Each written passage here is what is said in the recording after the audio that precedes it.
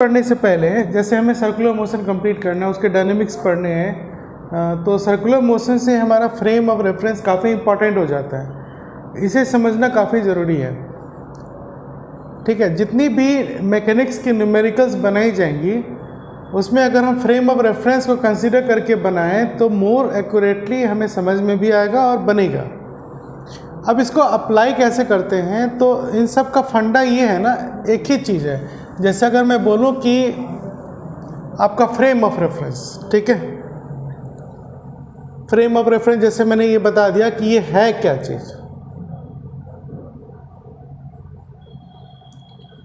ठीक है।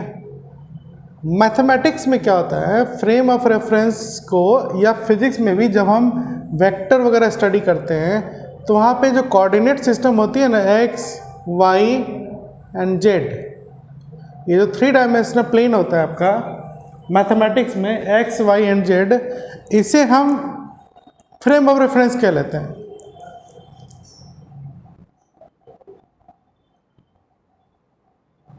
ठीक है, तो मैथमेटिक्स में फ्रेम ऑफ रेफरेंस आपका एक्स एक्सिस, वाई एक्सिस और जेड एक्सिस होता है, और ये तीनों आपके म्यूचुअली परपेंडिकुलर एक्सिस हैं। तीनों म्यूचुअल परपेंडिकुलर एक्सिस होते हैं। अब इस फ्रेम ऑफ रेफरेंस में अगर आप ये समझिए कि इसका हेल्प क्या होता है, इसके हम यूज़ क्या करते हैं, तो इसका यूज़ ये है कि आप जो इसमें ओरिजिन दिख रहा है ना आपको, ओ पॉइंट, वहाँ से वो मान लीजिए वो ऑब्जर्वर की पोजीशन है। जैसे आपको अगर मैं बोल दूँ कि आप ऑब्जर्वर हो, आप वहाँ पे बैठ जाओ, ठीक है, तो आपकी जो आंखें होंगी वो ओ पॉइंट हो गया ओरिजिन, मतलब एक ऑब्जर्वर का आई का पोजीशन ओ हो गया, वो पॉइंट ओरिजिन वाला पॉइंट वही है। अब वहाँ से वो किसी भी चीज़, किसी भी मोशन को ऑब्जर्व कर सकता है ना, वो बता सकता है कि ये बॉडी की पोजीशन क्या है, ये बॉडी रेस्ट में है, ये बॉडी मोशन में है, या कुछ भी है। ठीक, तो अब बात ये आती है कि आपको स्टेट ही तो बताना है बॉडी का, और बताएगा कौन, एक ऑब्जर्वर बताएगा। तो वो स्टेट, और जब ऑब्जर्वर बताएगा तो सब कुछ तो ऑब्जर्वर के ऊपर डिपेंड है। अब यहाँ पर कोई बॉडी है ए पॉइंट पर, है ना, इसकी पोजीशन एक्स वाई और जेड कोऑर्डिनेट से डिफाइन हो रही है, ठीक है। तो ये अगर ये बॉडी रेस्ट में है, ये भी रेस्ट में है, तो ये एक्यूरेट पोजीशन बताएगा इसका कि हमसे इतनी दूर है। और अगर ये रेस्ट पे ही रहे और ये चलने लगे, मतलब इसकी पोजीशन से x1 y1 z1 से चेंज होकर b हो जाए, x2 y2 z2 हो जाए, है ना, तो इसकी जो पोजीशन चेंज हुई, किसकी रेस्पेक्ट में चेंज हुई, इस ऑब्जर्वर के रेस्पेक्ट में चेंज हुई। तो मान लो ये इनिशियल पोजीशन है r1 और ये फाइनल पोजीशन हो गई इसकी r2, तो बॉडी की position a to b change हुई है। तो ये चेंज कौन बता रहा है, एक ऑब्जर्वर बता रहा है जो खुद रेस्ट पर है। बात समझ में आया, ठीक है। तो अब ऑब्जर्वर खुद रेस्ट पर है और वो बता रहा है कि बॉडी की पोजीशन चेंज हो रही है। तो ऑब्जर्वर के साथ जो फ्रेम अटैच हुआ वही हो गया आपका इनर्शियल फ्रेम ऑफ रेफरेंस। कहने का मतलब, इनर्शियल फ्रेम ऑफ रेफरेंस, देखो फ्रेम ऑफ रेफरेंस 2 तरह की होगी, इनर्शियल एंड नॉन इनर्शियल। तो पहले हम इनर्शियल समझते हैं कि इनर्शियल फ्रेम ऑफ रेफरेंस क्या हुआ। फ्रेम ऑफ रेफरेंस, ठीक है। काम की चीजें अगर समझो तो फ्रेम ऑफ रेफरेंस हमेशा ऑब्जर्वर के साथ अटैच है। ऑब्जर्वर बॉडी के मोशन को बताएगा, है ना। तो इनर्शियल फ्रेम ऑफ रेफरेंस में आप F = ma अप्लाई करेंगे, है ना, जो फोर्स का इक्वेशन होता है ना, मास इनटू एक्सेलरेशन, सबसे काम की चीज यही है। इनर्शियल फ्रेम ऑफ रेफरेंस में F = ma लगेगा, मतलब न्यूटन सेकेंड लॉ वैलिड है, फर्स्ट और थर्ड लॉ भी वैलिड है, मतलब F = ma अप्लाइड, ठीक, all Newton's first, second and third laws are valid here, are valid in inertial frame of reference.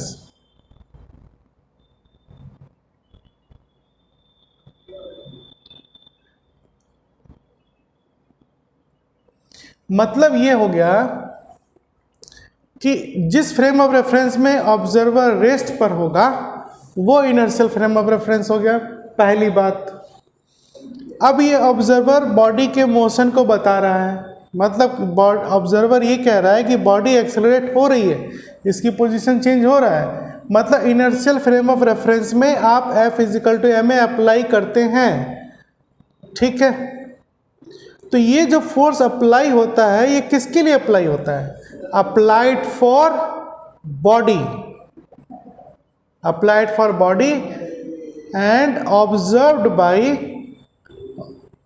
Observed in inertial frame of reference, है ना। F = ma applied on body, observed in inertial frame of reference. समझ में आ रही है बात? तो यहाँ पे कहने का मतलब ये है, अब उसी डायग्राम को देखो, कार्टेशियन कोऑर्डिनेट वापस, वहाँ पे मैं कह रहा हूँ कि ऑब्जर्वर आपका रेस्ट पर है, O पर है, और उसके सामने पोजीशन चेंज हो रही है, ठीक है। तो ये जो XYZ बना ना हमारा कोऑर्डिनेट एक्सिस, यही है इनर्शियल फ्रेम ऑफ रेफरेंस, ठीक है, जो रेस्ट पर है। तो इसका मतलब ये हो गया फ्रेम ऑफ रेफरेंस मूव नहीं कर रहा, लेकिन इस फ्रेम में ऑब्जर्वर है जो रेस्ट पर है, ठीक है। तो ऑब्जर्वर के साथ ही तो फ्रेम ऑफ रेफरेंस हुआ, मतलब अब आप ऑब्जर्वर कह लीजिए, है ना। अब टेक्निकल चीज क्या है, आप यहाँ पर दो चीज देखो, या तो आप ऑब्जर्वर कह लो एक वर्ड, या इनर्शियल फ्रेम ऑफ रेफरेंस कह लो,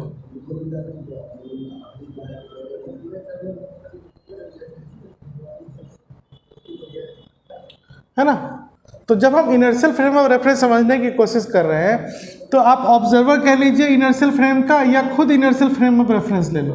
ये जो चीज़ है, ऑब्जर्वर हो जाए चाहे इनर्शियल फ्रेम ऑफ रेफरेंस हो जाए, ये खुद अपने आप में क्या है, रेस्ट पे होगा, या अगर ये मूव करता भी है तो इसकी एक्सेलरेशन क्या होनी चाहिए, 0। मतलब ऑब्जर्वर रेस्ट पर हो तो फ्रेम ऑफ रेफरेंस भी मूव नहीं करेगा, और इस कंडीशन में वो बॉडी का एक्सेलरेशन बता सकता है। बात समझ में आ रहा है कि खुद ऑब्जर्व कर रहा है। अब आप इसको और दूसरे तरह से कैसे समझ सकते हो, मान लो कि मैं ग्राउंड पे खड़ा हूँ, है ना, रोड किनारे खड़ा हूँ, और मैं देख रहा हूँ कि मेरा फ्रेंड दूर से बाइक चलाकर आया और निकल गया, बाइक चलाकर आया और निकल गया। तो मेरे सामने वो बाइक वाला जो पर्सन है वो तो एक्सेलरेट हुआ ना, वो एक्सेलरेट हो गया, जबकि मैं एक्सेलरेट नहीं हूँ। बात समझ में आई? तो इस तरह से हम जब इनर्शियल फ्रेम में मोशन करते हैं, ऑब्जर्व करते हैं, मोशन को ऑब्जर्व करेंगे, तो उसमें F = ma लगेगा, ठीक है। लेकिन इस इनर्शियल फ्रेम खुद एक्सेलरेशन 0 है, मतलब या तो इसमें ऑब्जर्वर रेस्ट पे होगा या फिर यूनिफॉर्म वेलोसिटी से चलेगा। बात समझ में आ गई? तो अब हम इनर्शियल फ्रेम ऑफ रेफरेंस को non accelerating frame of reference भी कह सकते हैं।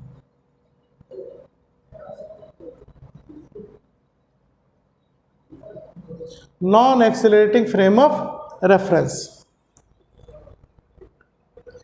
ठीक है। मतलब इनर्शियल फ्रेम ऑफ रेफरेंस वो है जिसका खुद का एक्सेलरेशन 0 है, लेकिन वो बॉडी के एक्सेलरेशन को मेजर कर रहा है, और इसमें तीनों लॉ वैलिड है। F = ma लगाएंगे, बात क्लियर हो गई। दूसरा इंपॉर्टेंट बात इसमें क्या है कि इसमें जो ऑब्जर्वर होता है वो मोशन करने वाली बॉडी के सिस्टम में नहीं होगा, उससे बाहर होगा। मतलब observer is outside the system of motion of body. मतलब इनर्शियल फ्रेम में आप जिस मोशन को ऑब्जर्व कर रहे हैं या जिस एक बॉडी के सिस्टम के मोशन को ऑब्जर्व कर रहे हैं, तो ये ऑब्जर्वर उस बॉडी पे नहीं होगा, उससे बाहर होगा। जैसे मैंने एग्जांपल दिया कि मैं रोड के किनारे हूँ, मेरा फ्रेंड बाइक चला कर जा रहा है, या आप ऐसे समझिए कि एक बस चल रही है, बस के सारे खिड़की बंद हैं, दरवाजे बंद हैं, बिल्कुल रात का समय, हमें कुछ नहीं दिखाई दे रहा बाहर, ठीक है। तो मेरा एक फ्रेंड बस के अंदर है और बस स्पीड में जा रही है और मैं रोड के किनारे खड़ा हूँ, तो मैं बोलूँगा कि बस एक्सेलरेटेड है, बस की पोजीशन चेंज हो रही है, उसमें एक्सेलरेशन है, उसकी वेलोसिटी बढ़ती जा रही है, और कुछ वैल्यू डेटा भी हम बता सकते हैं कि किस रेट से उसकी पोजीशन चेंज हो गई। अब यहाँ पे बॉडी मोशन में है, बॉडी एक्सेलरेट हुआ, लेकिन जो ऑब्जर्वर है वो उस सिस्टम का पार्ट नहीं है। मतलब मैं ऑब्जर्वर था, मैं रोड किनारे ही था, तो मैं जो मोशन कर रहा है मैं उसका पार्ट नहीं हूँ, तो मैं रेस्ट पे हूँ, तो मैं कौन सा फ्रेम ऑफ रेफरेंस हो गया? Inertial frame of reference. और अगर मैं कांस्टेंट स्पीड से चल रहा हूँ जिससे कि मेरी एक्सेलरेशन 0 है और वही बस वापस निकल गई और मैं उसकी एक्सेलरेशन बता रहा हूँ, तब भी मैं क्या हूँ? Inertial frame of reference. बस ज़रूरी यह है कि मेरी अपनी एक्सेलरेशन नहीं होनी चाहिए। तो अगर मैं रेस्ट पे रहूँ तो उसका एक्यूरेट एक्सेलरेशन बताऊँगा, और अगर मैं कांस्टेंट वेलोसिटी से चलूँ, मेरी एक्सेलरेशन ना हो, तो मोशन दूसरे सिस्टम का मैं एक्यूरेट मोशन डिस्क्राइब कर सकता हूँ। तो यही आपका इनर्शियल फ्रेम ऑफ रेफरेंस है, जिसमें ऑब्जर्वर जो है उस मोशन करने वाले सिस्टम के बाहर होगा और इस ऑब्जर्वर का एक्सेलरेशन 0 होगा। तो ऐसे फ्रेम को हम बोलेंगे इनर्शियल फ्रेम ऑफ रेफरेंस या फिर non accelerating frame of reference. अब थोड़ी देर के लिए इसी एग्जाम्पल में आप ऐसे समझिए कि मैं अब रोड किनारे नहीं हूँ, मैं भी उसी बस में हूँ रात में, है ना। रात में जो बस चल रही है, पूरा खिड़की दरवाजे बंद है, अंधेरा है, मैं उसी के अंदर हूँ। अब मैं वहाँ पे भी बैठा हूँ मैं, ठीक है, सब कुछ चल रहा है बाहर, मुझे पता है मैं ह्यूमन हूँ, मुझे पता है कि मैं जा रहा हूँ कहीं। लेकिन अगर मैं थोड़ी देर के लिए अपने माइंड को हटा दूँ कि मुझे कुछ नहीं पता कि मैं किधर जा रहा हूँ, तो मुझे पता ही नहीं चलेगा, मुझे लगेगा हम रेस्ट पर हैं, बैठे हुए हैं वहाँ पर, हमारी पोजीशन चेंज ही नहीं हो रही है क्योंकि बाहर मुझे कुछ दिख नहीं रहा। तो जब वही ऑब्जर्वर जो बाहर था वो सिस्टम के अंदर चला जाएगा, तो फिर वो क्या बोलेगा? फोर्स नहीं लग रहा, मतलब किसी का भी पोजीशन चेंज नहीं हो रहा, ठीक है। तो ऐसे फ्रेम को हम क्या बोलेंगे? Non inertial frame of reference. तो अब देखो, मैं चला गया सिस्टम के अंदर, अब सिस्टम एक्सेलरेटेड है तो मेरा भी एक्सेलरेशन आ गया, है ना। तो जब मेरा एक्सेलरेशन आ गया तो मैं हो गया non inertial frame of reference, और non inertial frame of reference में ऑब्जर्वर जैसे ही आ गया तो इसका मतलब F is equal to M A अब नहीं लगेगा, क्योंकि बॉडी में वो बता ही नहीं पा रहा, हम उस सिस्टम का पार्ट हो गए, तो हमें लगेगा कि हम मोशन में नहीं हैं। तो नेट एक्सेलरेशन क्या हो गया? 0। नेट फोर्स क्या हो गया? 0। बात समझ में आई? तो इसमें और भी चीज़ें अब हम समझते हैं इसको आगे, इतना उम्मीद करते हैं समझ में आ गया होगा आपको। तो अब हमारा जो दूसरा पार्ट है ना, इसमें काम की एक चीज़ बस यही थी कि इनर्शियल फ्रेम नॉन एक्सेलरेटिंग होता है और इसमें बॉडी का मोशन में एक्सेलरेशन होगा। F is equal to M A लगाओ, फर्स्ट लॉ भी लगेगा, थर्ड लॉ भी लगेगा, सब वैलिड है, ठीक है, ओके। अब हम पढ़ते हैं non inertial frame of reference.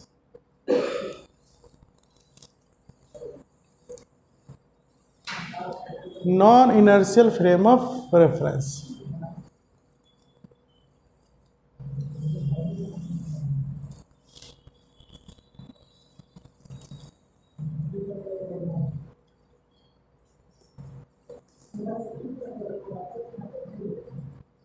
Non inertial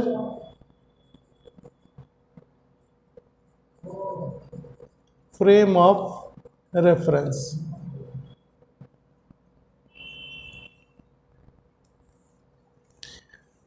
इसमें जो बॉडी मोशन कर रही है तो ऑब्जर्वर भी उसी पे होगा, है ना। जैसे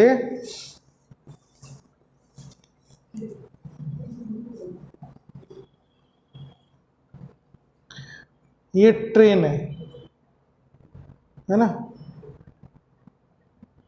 ये ट्रेन चल रही है इस पे,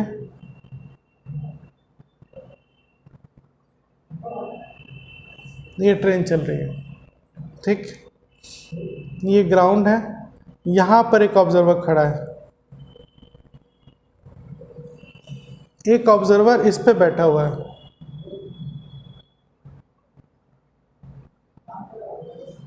ठीक है। बात समझ में आ रहा है। मोशन में कौन है, ये पूरी ट्रेन चल रही है, एक्सेलरेटेड है, ठीक है। तो जब मैं कह रहा हूं कि इसमें एक्सेलरेशन है तो कौन बता रहा है, ये बताएगा, जो इस सिस्टम में नहीं है। अब ये कौन सा फ्रेम हो गया आपका, इनर्शियल फ्रेम ऑफ रेफरेंस,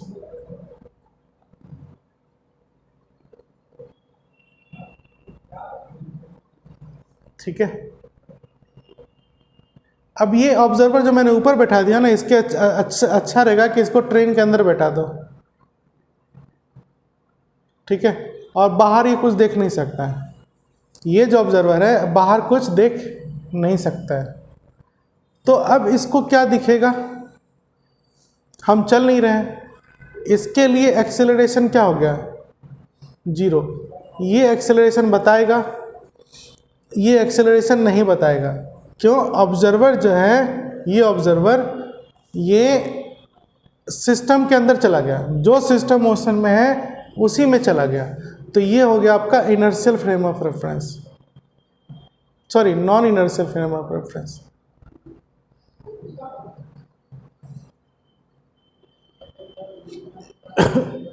ठीक है, इसको यहां से ये हटा देते हैं। ये कहेगा एक्सेलरेशन 0 नहीं है, ये कहेगा एक्सेलरेशन 0 है, क्योंकि ऑब्जर्वर जो है इसी फ्रेम में आ गया, ऐसा फ्रेम जो कि मूव कर रहा है ना। तो आप क्या देखो कि ऑब्जर्वर में एक्सेलरेशन है, ऑब्जर्वर खुद एक्सेलरेटेड है क्योंकि सिस्टम एक्सेलरेटेड है, लेकिन चूंकि ये उसके पार्ट चला गया, उसी मोशन का पार्ट हो गया, तो इसको लग रहा है कि हम सब तो आसपास सब रेस्ट में, हमारी एक्सेलरेशन नहीं है। तो non inertial frame of reference को हम कहेंगे accelerated frame of reference, accelerated frame of reference. इसमें क्या होता है कि नेट फोर्स हमेशा 0 होगा, नेट फोर्स इज ऑलवेज 0, है ना।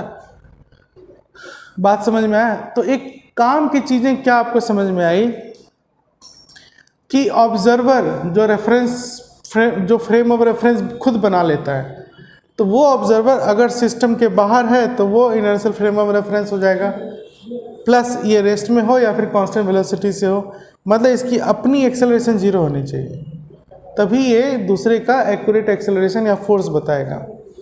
Non inertial frame of reference वो होता है जिसमें ऑब्जर्वर उसी मोशन का पार्ट हो जाएगा, उसी के अंदर हो जाएगा। तो फिर इसको क्या लगेगा कि हम मोशन में नहीं हैं, हमारे ऊपर नेट फोर्स क्या लग रहा है, 0। तो कहने का मतलब इसमें नेट फोर्स 0 हो गया और F = ma यहाँ पे अप्लाई नहीं होगा, नॉट अप्लाइड हियर। तो non inertial frame of reference को हम एक्सेलरेटेड फ्रेम कह लेंगे। फिर जैसे ये खुद फ्रेम एक्सेलरेटेड हो गया, इसमें न्यूटन सेकेंड लॉ अप्लाई नहीं होगा, फर्स्ट और थर्ड लॉ अप्लाई होगा,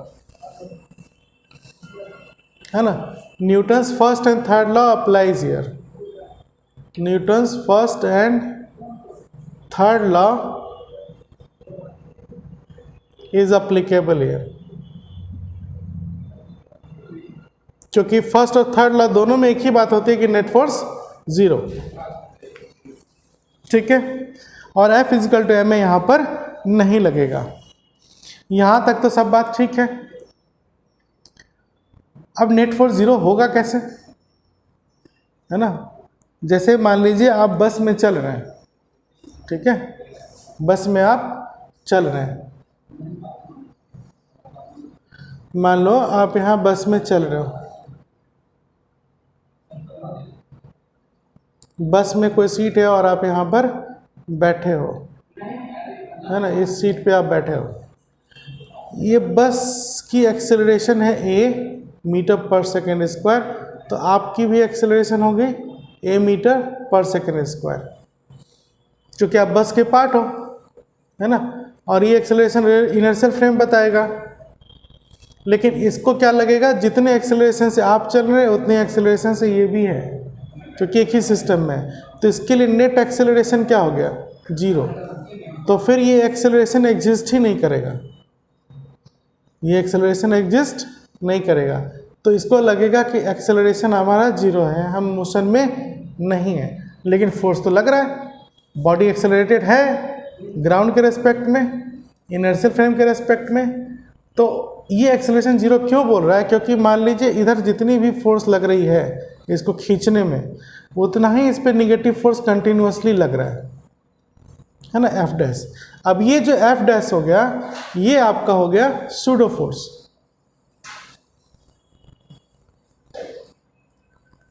ये एफ डैश आपका हमेशा, इसको हम बोलेंगे pseudo force, PSEUDO, pseudo force. ये हमेशा एक फोर्स के अपोजिट लगेगा, रियल फोर्स के अपोजिट लगेगा। सूडो फोर्स आपकी इमेजिनरी फोर्स होती है जो दिखता नहीं है, लेकिन बहुत ही इंपॉर्टेंट रोल प्ले करता है, ठीक है। बात समझ में आ रहा है। तो ये पीछे की तरफ लगेगा, जिसका अब होगा क्या कि इन दोनों का नेट फोर्स 0 होना है, तो F dash is equal to F, और F dash minus F is equal to 0, मतलब नेट फोर्स 0। जैसे बस रुकी हुई है, आप उसमें बैठे हो, बस स्टार्ट होगी, है ना, बस स्टार्ट होगी तो आप किधर चले जाओगे, पीछे चले जाओगे, है ना। क्यों, इधर फोर्स लगा तो आप पे एक सूडो फोर्स लग गया। अब आपको आके कोई धक्का तो नहीं दिया था, तो आप पीछे चले जाओगे, फिर उसी पोजीशन में बस चलती रहेगी। तो जिस फोर्स से आप अचानक पीछे गए ना, वो सूडो फोर्स है। और क्यों लगा, क्योंकि आप इनर्शियल फ्रेम में आ गए हो, ठीक है। ये चीज़ें समझ में आ गई। तो कहने का मतलब, बहुत सारे फिजिक्स में ऐसे न्यूमेरिकल्स होते हैं जिसको हम देख के आइडिया लगा लेंगे कि अगर मैं इसको नॉन इनर्शियल फ्रेम से बनाऊँ ना तो आसानी से बन जाएगा। तो आप सीखेंगे, जब न्यूमेरिकल में बताऊंगा तब आपको समझ में आएगा। तो जनरली सर्कुलर मोशन में, एंगुलर या रोटेशन में हम नॉन इनर्शियल फ्रेम का यूज़ कर लेते हैं। इससे क्या होता है, हमारा न्यूमेरिकल आसानी से बन जाता है, ठीक है। इसमें हमें नेट फोर्स 0 करना होता है। क्लियर, बात समझ में आ गई।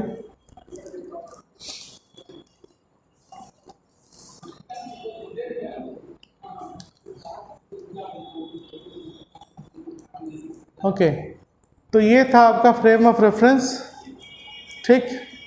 अब हम चलते हैं वापस सर्कुलर मोशन की तरफ। इनर्शियल फ्रेम उम्मीद करते हैं आपको समझ में आ गया। अब हम आएंगे सर्कुलर मोशन में,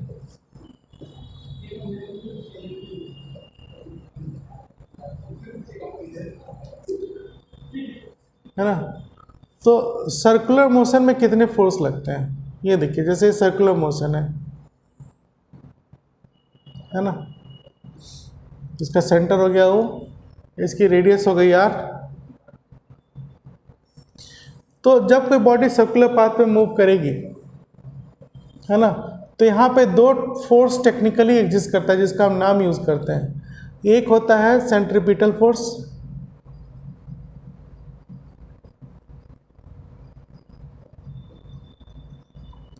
और एक होता है आपका सेंट्रीफ्यूगल फोर्स।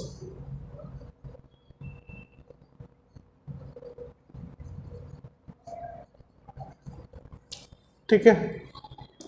तो कहने का मतलब ये है सर्कुलर पाथ पे बने रहने के लिए मुझे या तो सेंट्रीपिटल फोर्स चाहिए या सेंट्रीफ्यूगल फोर्स चाहिए, ठीक है। समझ में आ रही बात। अब ये अभी आपने फ्रेम ऑफ रेफरेंस पढ़ा ना, तो ये दोनों फोर्स एक साथ एग्जिस्ट नहीं करता है। सेंट्रीपिटल का मैं नाम बता दूं आपको कि जो सेंट्रीपिटल का मतलब होता है टुवर्ड सेंटर, तो जैसे कोई बॉडी सर्कुलर पाथ पे यूँ चल रही है तो इस पे सेंटर की तरफ एक फोर्स लगा F, तो सेंटर की तरफ लगने वाला फोर्स सेंट्रीपिटल फोर्स होगा, ठीक है। और सेंटर से बाहर लगने वाला फोर्स ये सेंट्रीफ्यूगल फोर्स होगा, है ना। F सेंट्रीपिटल फोर्स है, F डैश आपका सेंट्रीफ्यूगल फोर्स है। अब काम की बात यह है कि जैसे मैं यहाँ पे दोनों को शो कर रहा हूँ एक साथ, ये गलत है, ये पूरा का पूरा गलत है, ऐसे नहीं लगता। दोनों फोर्स एक साथ कभी नहीं आएगा, दोनों फोर्स एक साथ कभी नहीं आएगा। ये तो मैंने समझाने, नाम को समझाने के लिए ऐसे लिख दिया कि सेंट्रीपिटल फोर्स अंदर जा रही है और सेंट्रीफ्यूगल हो गया कि सेंटर से बाहर की तरफ लगने वाला फोर्स, ठीक है। तब है क्या चीज़ भाई, सेंट्रीपिटल फोर्स जो है ये इनर्शियल फ्रेम में लगता है, इनर्शियल फ्रेम ऑफ रेफरेंस में,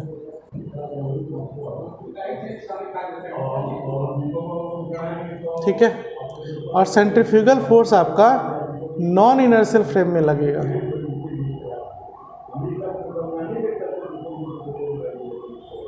फ्रेम ऑफ रेफरेंस में, ठीक है। तो पूरा फ्रेम ही बदल गया ना, पूरा सिस्टम ही बदल गया, ठीक है।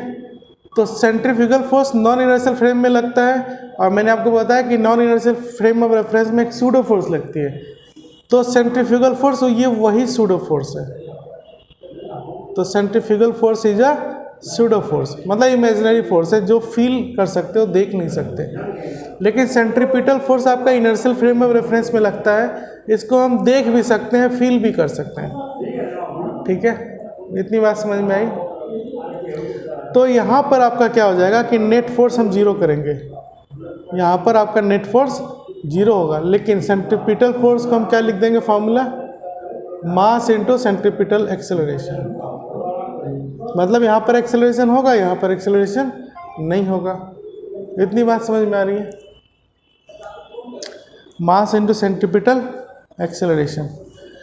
अब सर्कुलर मोशन में कितने तरह के एक्सेलरेशन होते हैं ये देखिए, फिर हम वापस इस टॉपिक पे आएंगे। अभी तो मैंने आपको सिर्फ इससे रिलेट किया ना, ये सेंट्रीपिटल फोर्स है, ये सेंट्रीफ्यूगल फोर्स है, तो एक इसकी वैल्यू जो हम कैसे अप्लाई करते हैं ना, वो हम आपको क्लियर करेंगे। पहले हम इसको थोड़ा और समझ लें कि ये है क्या चीज़। पहले मैं सेंट्रीपिटल फोर्स लेके चलता हूँ, है ना। तो सेंट्रीपिटल फोर्स सेंटर की तरफ लगने वाला फोर्स है, ये नॉन इनर्शियल फ्रेम में लगेगा। और सेंट्रीपिटल फोर्स जब भी लगेगा, आपका मैथमेटिक्स फिजिक्स का जो फॉर्मूला होगा वो हमेशा मास इंटू सेंट्रीपिटल एक्सेलरेशन होगा। तो FC आपका हो गया सेंट्रीपिटल फोर्स, AC आपका हो गया सेंट्रीपिटल एक्सेलरेशन, सेंट्रीपिटल एक्सेलरेशन और रेडियल एक्सेलरेशन,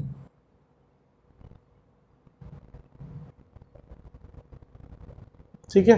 तो पीछे मोशन इन प्लेन जब हम पढ़ा रहे थे तो उस टाइम मैंने आपको बताया था कि uniform circular motion, non uniform circular motion उस टाइम मैंने पढ़ाया था।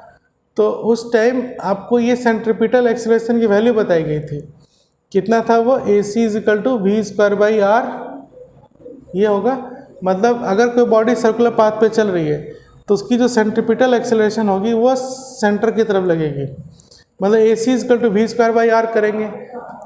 यहाँ जो सर्कुलर पाथ पे जो वेलोसिटी की बात होती है ना, वो टेंजेंट होता है, इस तरह से टेंजेंट हुआ, और ये इसका रेडियस होगी r, यहाँ से लेके यहाँ तक, तो है ना। एक्चुअली ये डिराइव कैसे होता है एक बार मैं फिर बता दूँ आपको कि जैसे बॉडी यहाँ से यहाँ गई, यहाँ पे वेलोसिटी v है, यहाँ पे वेलोसिटी v है ना। मैग्नीट्यूड दोनों का सेम है, मैग्नीट्यूड दोनों का सेम है। तो इन दोनों का जो चेंज आपका आया ना, वो चेंज सेंटर की तरफ होगा, है ना। इन दोनों वेलोसिटी का चेंज सेंटर की तरफ होगा। कैसे, देखिए, जैसे मैं इस लाइन को और आगे कर लूँ और एक पॉइंट ले लूँ बाहर, है ना, ये पॉइंट ले लिया, इस वेक्टर को यहाँ पे उठा के डाल दिया और इस वेक्टर को उठा के यहाँ डाल दिया, ठीक है। अब इन दोनों का रिजल्टेंट किधर होगा? पैरेललोग्राम बनाना पड़ेगा मुझे, ठीक है। तो डायगोनल, तो इसका डायगोनल क्या होगा आपका? ये वाला है ना, देखो सेंटर की तरफ जा रहा है। इसी वेक्टर को अगर मैं नीचे करके दिखाता तो आपको और क्लियर हो जाता, जैसे ऐसे, है ना, और एक ऐसे। ये दोनों वेक्टर को उठा के यहाँ रख दिया, ये भी v है, ये भी v है। अब इन दोनों का रिजल्टेंट ऐसे हो जाएगा पैरेललोग्राम लॉ के हिसाब से। तो ये चेंज इन वेलोसिटी का डायरेक्शन हुआ। मतलब जब बॉडी सर्कुलर पाथ पे चलेगी तो उसकी वेलोसिटी वेक्टर टेंजेंट के अलॉन्ग होगी, है ना, ठीक। तो किसी भी दो पॉइंट में जो चेंज इन वेलोसिटी होगा, ये डेल्टा वी, ये हमेशा सेंटर की तरफ लगेगा। आप कहीं से भी करके देख लो, है ना। तो ये चेंज वेलोसिटी सेंटर की तरफ आ रहा है। तो जितने टाइम में चेंज होगा तो एक्सेलरेशन होता क्या है? Change in velocity by time, ठीक है, change in velocity by time. तो चेंज इन वेलोसिटी बाय, अब यहाँ से यहाँ तक जाने में जो टाइम लगा, ठीक है। तो यहाँ पर उस टाइम को आप डिस्टेंस के टर्म में लिख सकते हो। टाइम फिर क्या हो जाएगा आपका? इस आर्क को ट्रैवल करने में जो टाइम लगा, मान लो यहाँ से लेके यहाँ तक हम ये चलें, ये लेंथ, ठीक है, इसकी ये एल वैल्यू कितनी हो जाएगी, है ना। यहाँ से एल वैल्यू अगर हम निकालें तो डिस्टेंस अपॉन टाइम, तो इस ये जो एल है, इस डेल्टा टी के लिए हम एल बाई वी लिख सकते हैं, डेल्टा वी। तो अब प्रूफ मैं नहीं करना चाह रहा, मतलब इस तरह से कुछ प्रूफ हो जाता है जो उस टाइम बताया गया था। तो सीधी सी बात है, आपको याद होगा या फिर देख लेना, एक्सेलरेशन आपका वी स्क्वायर बाई आर होगा, और वी जो है आपका ओमेगा इंटू आर होता है। तो ये वैल्यू अगर मैं यहाँ डाल दूँ तो centripetal acceleration omega square R भी हो गया, ठीक है। इसी एक्सेलरेशन को हम सेंट्रीपिटल एक्सेलरेशन या रेडियल एक्सेलरेशन कहते हैं, ठीक। तो उस कंडीशन में सर्कुलर पाथ पे जब बॉडी मूव करेगी तो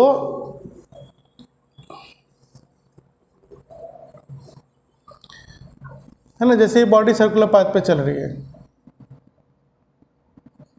ठीक है। तो ये बॉडी पे सेंटर की तरफ एक फोर्स लगा, सेंट्रीपिटल फोर्स, है ना। एक्सेलरेशन भी इधर ही लगेगा। तो एक्सेलरेशन तो आपने बताया centripetal acceleration V square by R या फिर ओमेगा स्क्वायर आर। तो सेंट्रीपिटल फोर्स क्या हो जाएगा? मास इंटू सेंट्रीपिटल एक्सेलरेशन, मतलब M V square by R, है ना। मतलब सेंट्रीपिटल फोर्स आपका या तो M V square by R लिखो या फिर एम ओमेगा स्क्वायर आर लिखो, और ये किधर लगेगा? सेंटर की तरफ, लिख लिया। अब यहाँ पर जो सबसे इम्पॉर्टेंट बात और घूम के आती है ना, कि सेंट्रीपिटल फोर्स तो आपने बोल दिया कि सेंटर की तरफ लगने वाला फोर्स ही सेंट्रीपिटल फोर्स है, लेकिन सेंट्रीपिटल फोर्स एज सच कुछ होता नहीं है, कुछ नाम नहीं होता है। मेरा कहने का मतलब ये है कि कोई ना कोई फोर्स होता है जो सेंट्रीपिटल फोर्स की तरह बिहेव करेगा। मतलब नेचर में आप कह दो कि सेंट्रीपिटल फोर्स है, तो वो बात नहीं है। मतलब नेचर में कुछ फोर्सेस हैं जो सेंट्रीपिटल फोर्स की तरह काम कर रहे हैं। मतलब सेंट्रीपिटल फोर्स वो फोर्स हो गया जो बॉडी को सर्कुलर पाथ में घुमा रहा है, बॉडी को सर्कुलर पाथ में घुमा रहा है। और इसको घुमाने के लिए ज़रूरी क्या है कि फोर्स जो है आपका सेंटर की तरफ लगे, फोर्स सेंटर की तरफ लगे, ठीक है। अब कुछ एग्जांपल लेते हैं तो शायद आपको समझ में आ जाए। जैसे कि आप एक स्ट्रिंग ले लो, ठीक है, ठीक है, एक रस्सी, उसके एक एंड को अपने अंगूठे में फंसा लो, बांध लो, और एक एंड में कुछ पत्थर वगैरह बांध दो। जैसे मैं ये कहना चाह रहा हूँ कि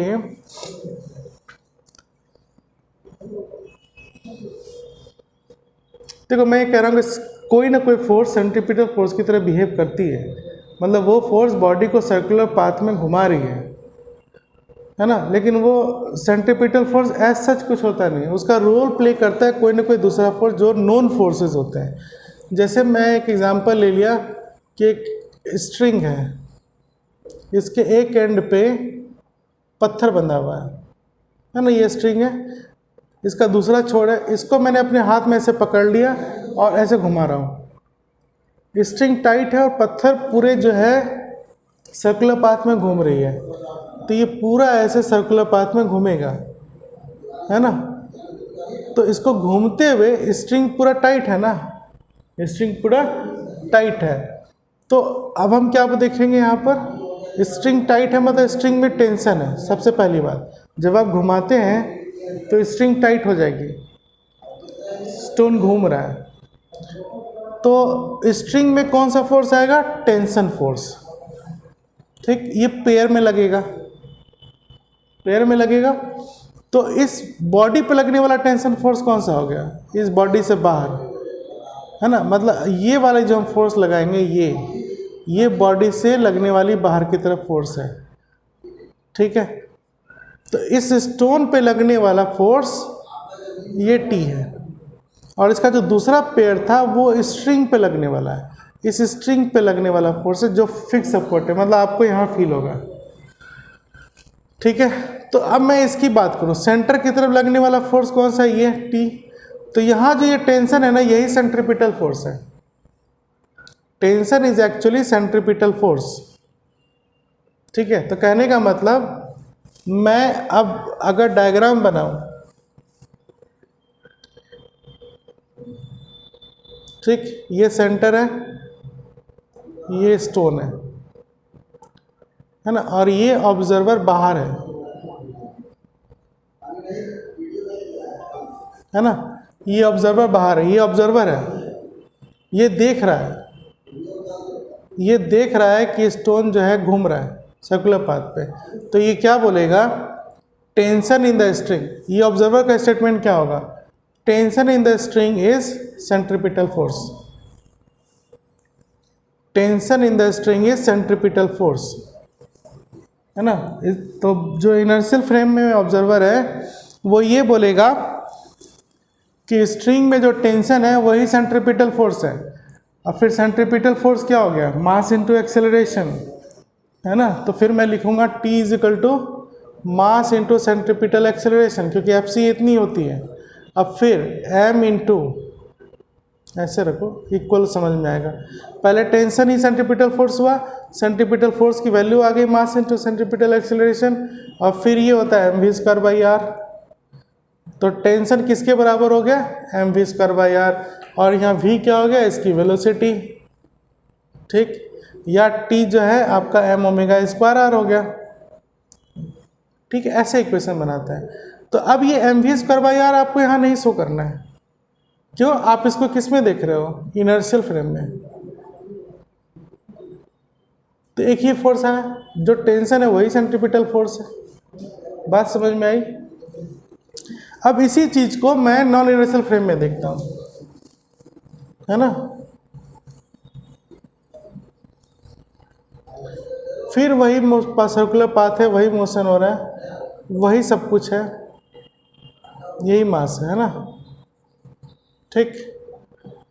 अब जो ऑब्जर्वर है वो ग्राउंड पे नहीं है, यहाँ कोई ऑब्जर्वर नहीं, वो ऑब्जर्वर यहीं पे आके बैठ गया है,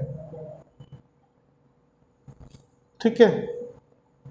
ये ऑब्जर्वर है, मतलब ऑब्जर्वर जो है मास के साथ आ गया, और मास की स्पीड है v, ये रेडियस है r, ठीक। तो ये ऑब्जर्वर क्या बोलेगा,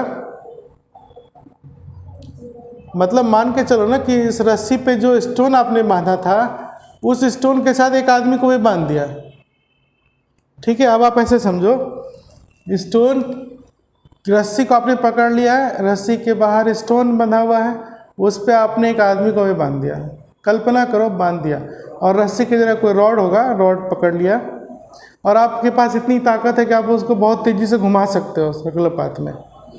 तो उस आदमी की क्या हालत होगी, उसको लगेगा ऐसे घूमते हुए ऐसे घूमते हुए लगेगा कि मैं बाहर निकल जाऊंगा, बाहर निकल जाऊंगा, मतलब उसको बाहर की तरफ एक फोर्स फील होगा, ठीक है, जबकि उसको कोई वहाँ पे फोर्स लगा नहीं रहा है, ठीक। तो इसका कहने का मतलब है कि ऑब्जर्वर जब इस फ्रेम में आ जाएगा ना, तो इसको एक सूडो फोर्स फील होगा, जो मैं भी बता रहा हूँ। वो सूडो फोर्स किधर लगेगा? बाहर की तरफ। तो ये जो एफ डैश है सूडो फोर्स, ये होगा सेंट्रीफ्यूगल फोर्स। तो F dash is pseudo force. तो अब यहाँ पे अंदर की तरफ कोई फोर्स लग रहा है, इसका कोई बात ही नहीं होगा, क्योंकि उसकी फीलिंग आ रही है ना, जब आप घुमा रहे हो तो उसको अंदर की तरफ कोई फोर्स फील नहीं हो रहा है, उसको लग रहा है कि मैं बाहर चला जाऊंगा, ठीक है, बाहर जाऊंगा, उसको बाहर की तरफ फोर्स फील होगा, ठीक है। तो ये हो गया सूडो फोर्स, ठीक है। ये सूडो फोर्स ही आपका सेंट्रीफ्यूगल फोर्स है, जो कि नॉन इनर्शियल फ्रेम में लगा,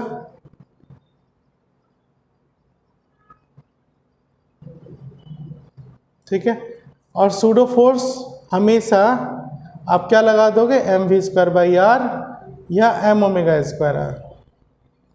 तो ये सूडो फोर्स का फॉर्मूला है, मतलब pseudo force M V square by R होगा या एम ओमेगा स्क्वायर आर होगा, और ये सर्किल से सेंटर से बाहर की तरफ लगेगा, ठीक है। यहाँ पर ये बात नहीं है कि ये एक्सेलरेटेड है, सो बात नहीं है, ठीक है, ये सेंट्रीफ्यूगल फोर्स है, इतना लगेगा।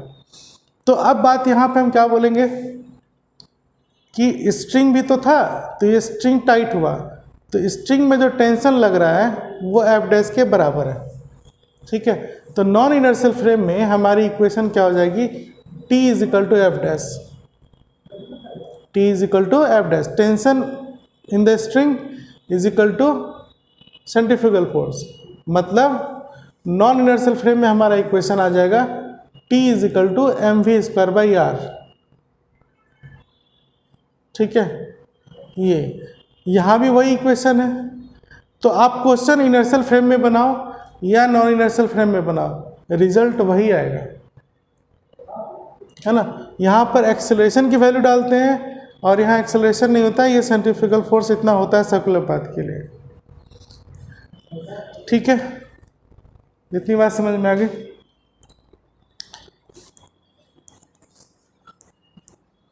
है ना। तो सेंट्रीपिटल फोर्स, सेंट्रीफ्यूगल फोर्स समझ में आ गया। तो ऐसे बहुत सारे केसेस हैं जिसको आप रिलेट कर सकते हो, जैसे अपना प्लैनेटरी सिस्टम ले लो, सोलर सिस्टम। सोलर सिस्टम में क्या है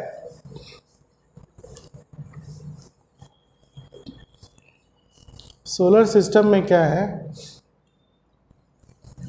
कि सारे प्लैनेट्स, जितने भी 8 प्लैनेट्स हैं, वो सन के अबाउट रिवॉल्व कर रहे हैं। तो सन के अबाउट रिवॉल्व करते हुए उनकी अपनी कुछ, है ना, आप सुनते हो ना कि सन अट्रैक्ट्स अर्थ,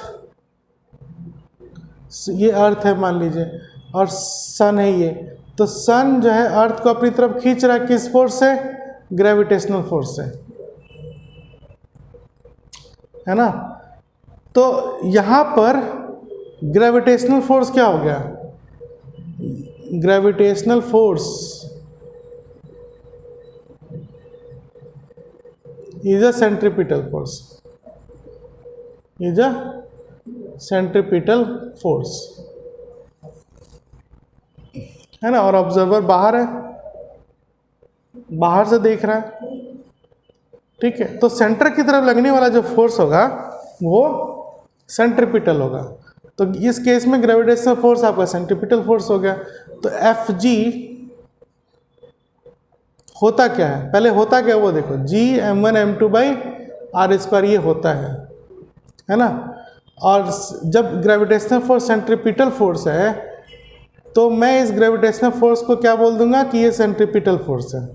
फिर क्या हो जाएगा? ये मास इंटू सेंट्रीपिटल एक्सेलरेशन हो जाएगा।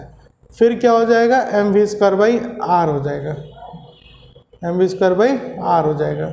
ये वही आर होगा जो सन से अर्थ का डिस्टेंस है ना। 2 इक्वेशन आ गए। अब इन दोनों को आप बराबर कर सकते हो, क्योंकि दोनों ग्रेविटेशनल फोर्स है।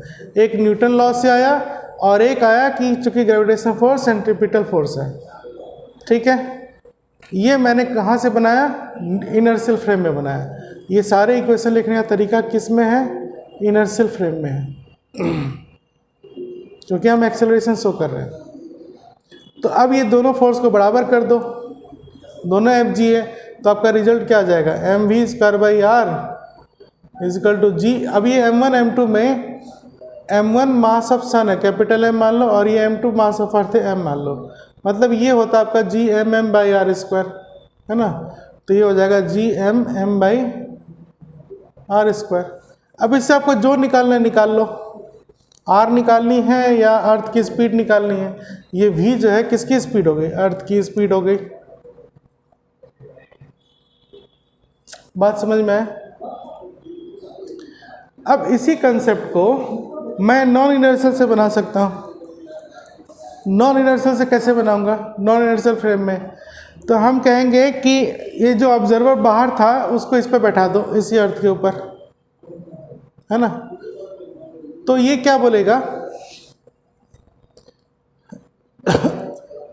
एक फोर्स अंदर लग रही है ना, तो ये नॉन इनर्शियल फ्रेम में जैसे ही ऑब्जर्वर यहाँ आ जाएगा तो ये क्या बोलेगा कि इस पे एक बाहर की तरफ फोर्स लग रहा है। कौन सा फोर्स है, centrifugal force M V square by R. ठीक है, क्योंकि इस ऑब्जर्वर को जब अर्थ घूमेगी तो इस पे बाहर की तरफ लगने वाला एक फोर्स फील होगा। ठीक, और इसको इतना तो पता है कि ग्रेविटेशनल अर्थ सन इसको खींच रहा है। तो अब रिजल्ट क्या हो जाएगा, ये दोनों फोर्स आपस में बराबर होंगे। क्यों, ये दोनों फोर्स आपस में बराबर होंगे नॉन इनर्शियल फ्रेम में। क्यों बराबर हो जाएंगे, ये तो आपका हो गया सेंट्रीफ्यूगल फोर्स एफ डैश, और ये हो गया ग्रेविटेशनल फोर्स। ये दोनों बराबर करने का मतलब क्या हो गया, मुझे यहाँ पर नेट फोर्स जीरो करना है, मतलब एक्सेलरेशन जीरो करना है। तो इसको इधर चूंकि दोनों बराबर है, this minus this is equal to zero, net force zero, इसलिए अर्थ इसी जगह पे चक्कर लगा रही है सन का, ये अंदर की तरफ नहीं जा रही है। अब देखो रिजल्ट दोनों सेम है, यहाँ भी ये दोनों बराबर है ना, ये भी एफ जी है और ये भी एफ जी है, तो इन दोनों को इक्वेट करेंगे तो यही आ जाएगा, वही रिलेशन आ जाएगी। तो बात समझ में आया। तो अब आप देखिए इनर्शियल में मुझे इतना लिखना पड़ा और यहाँ पे यहीं बैठे बैठे इक्वेशन आ गया, है ना। तो नॉन इनर्शियल फ्रेम में न्यूमेरिकल बनाना ज़्यादा आसान है, एक ही इक्वेशन लिख के हम सीधा रिजल्ट पे आ जाते हैं, यहाँ पहुँच जाते हैं। जबकि इनर्शियल में मुझे लिखना पड़ेगा कि ये क्या है, ये क्या है, एक्सेलरेशन डालो, ये वो डालो।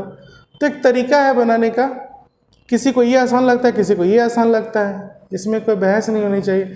दो तरीके हैं, रिजल्ट वही आना है, बस फ्रेम ऑफ रेफरेंस अलग अलग है। हमें ये देखना है कि ऑब्जर्वर जब मोशन का सिस्टम का पार्ट हो जाएगा तो इनर्शियल फ्रेम हो गया, और वहाँ पे सेंट्रीफ्यूगल फोर्स लगेगा बाहर की तरफ, या एक सूडो फोर्स लगेगा। ठीक उसी तरह से इनर्शियल में क्या होगा, एक्सेलरेशन होगा, यहाँ तो जीरो कर देता ना, यहाँ एक्सेलरेशन होगा, और ये इनर्शियल फ्रेम ऑफ रेफरेंस का पार्ट हो गया। तो ऐसे बहुत सारे केसेस हैं जहाँ पे लगेगा।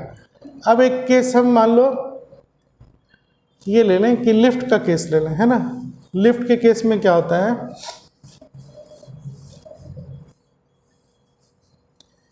जैसे ये लिफ्ट है ना, बड़े बड़े अपार्टमेंट में लगी होती है, तो ये लिफ्ट ऐसे खींची जा रही है ऊपर की तरफ, ये ऐसे ऊपर जा रहा है, ये एक्सेलरेटेड है ए मीटर पर सेकेंड स्क्वायर से। तो ये जो वैल्यू आ रही है कहाँ से आ रही है, किसी ग्राउंड के रिस्पेक्ट में आ रही है ना। यहाँ जो ऑब्जर्वर बैठा है उस वो बताएगा कि एक्सेलरेशन है। अब कोई ऑब्जर्वर अगर यहाँ बैठा है, ठीक है, लिफ्ट के अंदर बैठा हुआ है, तो ये तो इसके साथ ही चल रहा है ना, ये इसके साथ ही चल रहा है। अगर इसकी अपनी कुछ और एक्सेलरेशन होगी तो ये हवा में उड़ने लगेगा, इधर चाहे इधर चाहे इधर कोने में, है ना। कैरम बोर्ड की गोटी तो है नहीं है, ये तो यहीं बैठा रहेगा या खड़ा रहेगा। तो इसका मतलब ये हो गया कि अगर इस पे मैं कह रहा हूँ कि अगर ये ऊपर की तरफ एक्सेलरेटेड है तो इसको भी ऊपर की तरफ एक एक्सेलरेशन मिलना चाहिए, क्योंकि ये इस सिस्टम का पार्ट है ना। लेकिन ये कहाँ जा रहा है, नहीं जा रहा है। इसका मतलब है क्योंकि ये जो है इस सिस्टम के अंदर है ना, जो पूरा सिस्टम एक्सेलरेट हो रहा है, तो इस पे एक सूडो फोर्स लगेगा।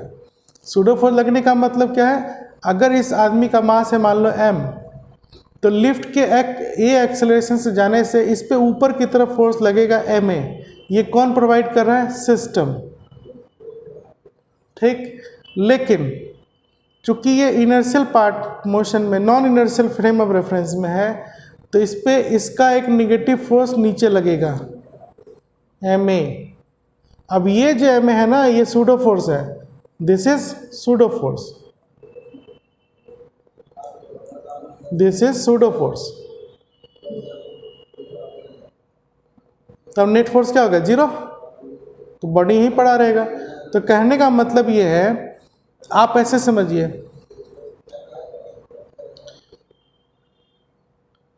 जैसे ये कोई बॉक्स रखा हुआ है यहाँ पर, है ना।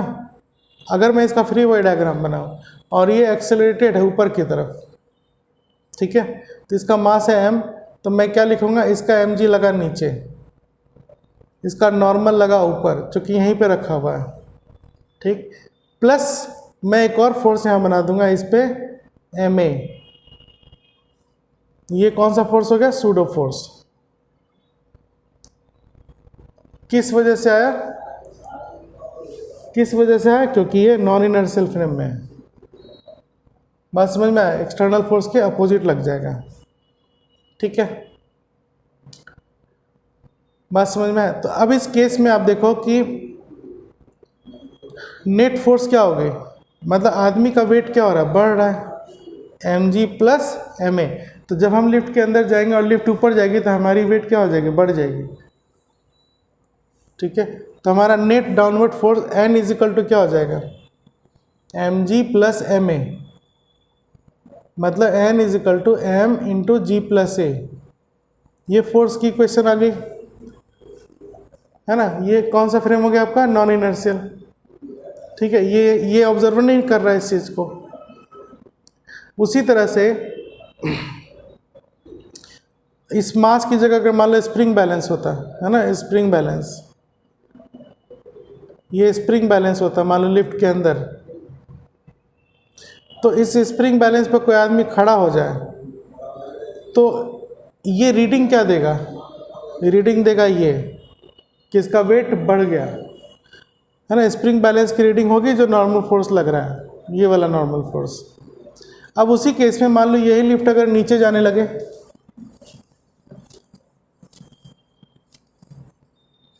फिर वही लिफ्ट है,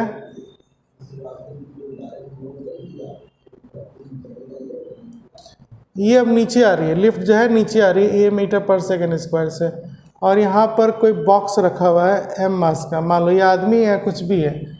तो अब क्या होगा? mg तो नीचे लगेगा, लेकिन इसके नीचे आने से इस पर ऊपर की तरफ एक नॉर्मल फोर्स लग जाएगा, सॉरी सूडो फोर्स लगेगा, वो क्या हो जाएगा? ma। इसके नीचे आने से इस पर एक सूडो फोर्स ऊपर की तरफ लगेगा। अब ये सूडो फोर्स ऊपर की तरफ लग रहा है, हमेशा अपोजिट लगेगा, और इसका नॉर्मल फोर्स ऊपर लगा।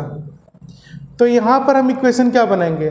n इज प्लस ma, ऊपर का total force n plus ma is equal to mg। ये नेट फोर्स ऊपर और नेट फोर्स नीचे बराबर करेंगे। क्यों? यहाँ पे मुझे नेट फोर्स क्या करना है? जीरो करना है। क्यों? सूडो फोर्स लगा रहे हैं, ये नॉन इनर्शियल फ्रेम है, नेट फोर्स जीरो होगा। तो n plus ma is equal to mg। तो अब यहाँ पे n इज इक्वल टू क्या निकल के आएगा? mg माइनस ma, मतलब n की वैल्यू आ जाएगी m इंटू जी माइनस ए। समझ में आई बात? ऊपर जाने के समय नॉर्मल फोर्स क्या हो रही है? n is equal to m into G plus A. यहाँ भी हमारा नेट फोर्स क्या होना चाहिए? जीरो, मतलब total downward equal total downward equal total upward, ठीक है। हम नॉन इनर्शियल फ्रेम में डील कर रहे हैं। तो स्प्रिंग बैलेंस, अब एक टर्म आया था, ये चीज़ तो आपको समझ में आ गई कि सूडो फोर्स क्या है। अब एक टर्म यहाँ पे आ गया स्प्रिंग बैलेंस। तो स्प्रिंग बैलेंस होता है ना कि वो वेट का रीडिंग देता है ना। तो आप ये नहीं कह सकते कि वो प्रैक्टिकली समझ में आता है कि वेट देता है। एक्चुअली में जैसे ये स्प्रिंग बैलेंस है, ऐसा वर्टिकल होता है, इसमें एक हुक लगी रहती है ना। तो स्प्रिंग बैलेंस हुक पे जो फोर्स एग्जर्ट होता है ना, उसी का रीडिंग देता है, वेट का नहीं। जैसे ये बॉडी लटका दो, ये स्प्रिंग बैलेंस है, तो इसकी वेट लगेगी नीचे, है ना। वेट नीचे लगने से यहाँ जो हुक से जो आपने इसको स्ट्रिंग से कनेक्ट किया है ना, इस पर एक नॉर्मल फोर्स लग जाएगा ऊपर की तरफ। अब ये नॉर्मल फोर्स पेयर में लगता है, कॉन्टैक्ट फोर्स है, तो एक ऊपर लगा और एक ऊपर से नीचे लगेगा। तो अगर मैं हुक की बात करूं ये वाली, तो हुक पे नॉर्मल फोर्स नीचे लगा, बॉडी पे नॉर्मल फोर्स ऊपर लगा और इसका वेट नीचे लगा। तो बॉडी के लिए तो आप N = mg कर देते हो, ये किसके लिए लगा? बॉडी के लिए। लेकिन इस हुक पे एक ही फोर्स लग रही है, वो कौन सा? आपका नॉर्मल फोर्स। तो स्प्रिंग बैलेंस क्या चीज़ की रीडिंग देता है? वो देखता है कि उसका हुक पे कितना फोर्स लग रहा है। तो spring balance gives the magnitude of force exerted on its hook, not weight, है ना। स्प्रिंग बैलेंस वेट की रीडिंग नहीं देता, वो इस एन की रीडिंग देगा, कितना फोर्स उस पर लगा। अब बाद में हमें पता चलता है कि एन जो है वेट के बराबर है। कंसेप्ट समझ में आ रहा है? तो यही स्प्रिंग बैलेंस अगर अंदर रख दी जाए और स्प्रिंग लिफ्ट ऊपर जाए, तो स्प्रिंग बैलेंस जो है अब रीडिंग ज़्यादा देगा, है ना। और उसी स्प्रिंग बैलेंस को अब यहाँ रख दो और लिफ्ट को नीचे एक्सेलरेट करो, तो स्प्रिंग बैलेंस अब कम रीडिंग देगा। बात समझ में आ गया? मतलब अगर किसी को मूंगफली बेचना है तराजू में लेकर के, ठीक, तो जब लिफ्ट ऊपर जाएगी तो मूंगफली जो है ना ज़्यादा देनी पड़ेगी उसको, है ना। मान लो 100 ग्राम में जितनी मूंगफली आ रही है ज़मीन पे और लिफ्ट के अंदर चला गया, मान लीजिए 100 ग्राम मूंगफली में 50 मूंगफली के दाने आए ग्राउंड पे, उसको बेचने वाले ने अब लिफ्ट के अंदर चला गया बेचने के लिए और लिफ्ट ऊपर जा रही है, तो हो सकता है 100 की जगह उसको 110 मूंगफली देने पड़ जाए और वैल्यू 100 ग्राम ही से हो, तो ज़्यादा लग जाएगा उसको। और वही लिफ्ट अगर नीचे आएगा तो वही 100 मूंगफली हो सकता है 80 मूंगफली ही हो जाए और वेट 100 ग्राम ही बताए। ठीक है, बात समझ में आई? तो ये सारा फ्रेम ऑफ रेफरेंस का चक्कर है, इनर्शियल फ्रेम और नॉन इनर्शियल फ्रेम। चलिए, वेरी गुड, आज की क्लास बहुत अच्छे से हुई।